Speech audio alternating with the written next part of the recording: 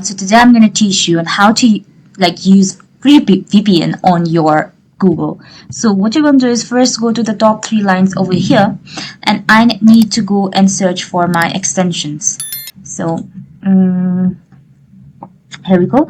This makes sense. So there's 2 options. Go to the Visit Chrome web, where you just go and search for free VPN. After searching for this, you'll get lots of options. I'm going to add this to the Chrome. So once I have added this, let's wait for some seconds. So yeah, you have added to this Chrome, right? So you'll see over here, I've put an extension over here, so you can just, pin this and unpin this and use this, right over here. Once you click on this, you'll see that the VPN has been working, and you can just, on this, and you can also off this. So this is how you install and use it. Thank you so much for watching.